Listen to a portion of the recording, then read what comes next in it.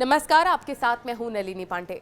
One nation one election पर गृह मंत्री अमित शाह ने जमकर बोला। उन्होंने एक एक करके विपक्ष के सारे आरोपों का करारा जवाब दिया। उन्होंने वन नेशन वन इलेक्शन के फायदे भी गिनवाए और बताया कि कैसे वन नेशन वन इलेक्शन से देश को काफी फायदा होगा। हम संशोधन लाए देश के अर्थतंत्र को सुचारू बनाने के लिए। दूसरा संशोधन लाए 102वां संशोधन, national commission of backward class को संवैधानिक दर्जा देने का काम। अब कुछ लोगों को पेट में दुख रहा है कि नरेंद्र मोदी जी ने ये क्यों किया। मैं साहब आगे बहुत सारी बातें बताऊंगा। नरेंद्र मोदी जी इसलिए कर पाए कि आपने नहीं किया था। अगर आप ये कर देते तो मोदी जी के तो भाग्य में ही नहीं आता। मगर साहब, पिछड़ी जातियों का कल्याण कभी भी कांग्रेस पार्टी का विश्वास नहीं रहा, मान्यता नहीं रही, नीति भी नहीं रही। भारतीय जनता पार्टी ने संविधान संशोधन पिछड़ी जातियों के कल्याण के लिए। तीसरा संशोधन क्या लाए? 130वां संशोधन 12 जनवरी 19। किसी भी जिनको आरक्षण का फायदा नहीं मिलता है, ऐसी जाति के गरीब से गरीब बच्चों को 10% आरक्षण देने का फैसला।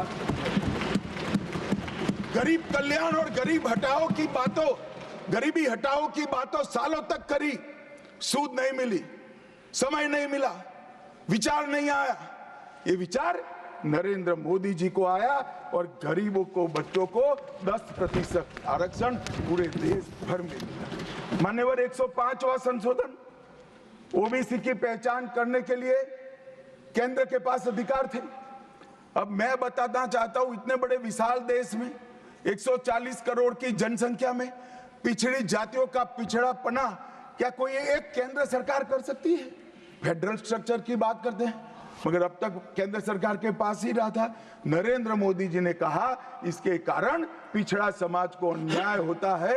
आगे से ये संविधान संशोधन करने के बाद 10 अगस्त 2021 के बाद पिछड़ापन का निर्णय करने का अधिकार राज्य की सरकारों को देने का काम नरेंद्र मोदी। और मान्यवर, सबसे अंतिम संशोधन में पांचवा कहना चाहता हूं, 106वां संशोधन। और मैं तो क्रम में बोला हूं, एक भी काटा नहीं।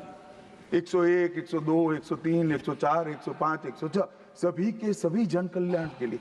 और छठा सम्मेलन संशोधन था 28 सितंबर 2023 को, मातृशक्ति को शक्ति प्रदान करने का, मातृशक्ति को 33% आरक्षण, नारी शक्ति वंदन अधिनियम।